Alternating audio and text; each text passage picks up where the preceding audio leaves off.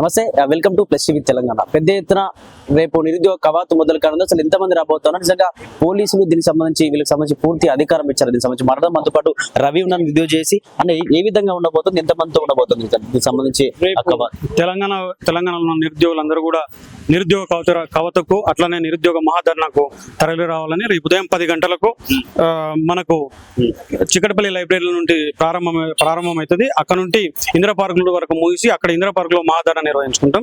ఆ తర్వాత మాకు కార్యక్రమాలు ఎలా చేయాలి, వీళ్ళు చేసిన మోసాలకు వ్యతిరేకంగా అనునిత్యం దాదాపు ప్రభుత్వం వచ్చి 2 సంవత్సరాలు అవుతుంది, అనేక మోసాలు చేస్తున్నారు. ఎటువంటి మోసాలంటే జాబ్ క్యాలెండర్ ఇస్తామని ఇవ్వని మోసం, సంవత్సరంలో 2 లక్షల ఉద్యోగాలు ఇస్తామని ఇవ్వని మోసం. ఆ తర్వాత ఇంకా అనేక మోసాలకు వ్యతిరేకంగా 1 కాదు 2 జీవో 29 తెచ్చి SC పిల్లల పాలిట అనేక శాపంగా మార్చిండ్రు. కాబట్టి వీటన్నిటికి వ్యతిరేకంగానే ఈ నిరుద్యోగ కావద్దు, వీటన్నిటికి వ్యతిరేకంగానే ఈ మహాధర్నా నిర్వహిస్తాం. మహాధర్నాలో లక్షలాది మంది తయారు రావాలని తెలంగాణ సమాజాన్ని కోరుకుంటున్నాం. పోలీసులు మీకు పర్మిషన్ ఇచ్చారా? మళ్ళీ ఏమైనా ముందస్తు అరెస్ట్ ఏమైనా ఉండబోతా ఉన్నాయా? మరి 21 తారీఖు రోజు మాకు మీరు వాయిదా తీసుకోండి, నెక్స్ట్ మీకు తప్పకుండా ఇస్తామన్నారు. మాకు ఆశాభావం వ్యక్తం చేస్తున్నాం. ఎందుకు వ్యక్తం చేస్తున్నామంటే వాళ్ళే చెప్పిండు మీకు తర్వాత ఇస్తామని.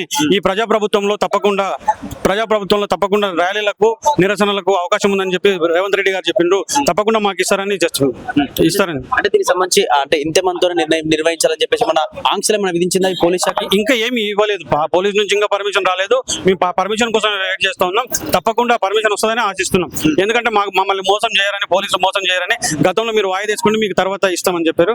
సో తప్పకుండా పర్మిషన్ వస్తుందని మేము ఆశిస్తాం. నిరుద్యోగులు ఎంత సంఖ్యలో రాబోతా ఉన్నారు ఈ కవాతుకి? అంటే ఎంత సంఖ్యలో అనేది చెప్పలేము. ఏ నిరుద్యోగి 35 లక్షల మంది నిరుద్యోగులు, ఏ నిరుద్యోగి ఎంత కడుపుగాలు ఉన్నాడో, ఏ నిరుద్యోగులు ఈ 2 సంవత్సరాలు ఎంత ఇబ్బంది పడున్నారో తప్పకుండా ఆ నిరుద్యోగులందరూ కూడా అటెండ్ అవుతారు. తప్పకుండా మా కవాతు కానీ మహాధర్నా కానీ పెద్ద ఎత్తున నిర్వహిస్తామని చెప్తా ఉన్నాం. ఇక్కడ ఉన్నటువంటి 30 లక్షల నిరుద్యోగులు కూడా చాలా మంది రోజులు భయపడతా ఉన్నారు. బయటకు వస్తే అక్రమ కేసులు పెడతా ఉంది ప్రభుత్వం అని చెప్పేసి చాలా మంది కూడా బయటకు రాని పరిస్థితి. మరి వాళ్ళందరూ నిజంగా రేపు ధైర్యం చేసి బయటకు వచ్చే ఛాన్స్ ఉందంటారు? తప్పకుండా వస్తారు. వీళ్ళు పర్మిషన్ ఇస్తే చేస్తాము, పర్మిషన్ ఇవ్వకపోయినా హైకోర్టులో వేసుకొని చేస్తాము. తప్పకుండా ప్రతి నిరుద్యోగం వస్తాడు, హైకోర్టు నుండి పర్మిషన్ తీసుకొని తప్పకుండా చేస్తాము. చేసేది అయితే చేయడమే, చేసేది వదిలేదు లేదు. నిరుద్యోగ కవాతు చేస్తాం, మహాధర్నా చేస్తాము.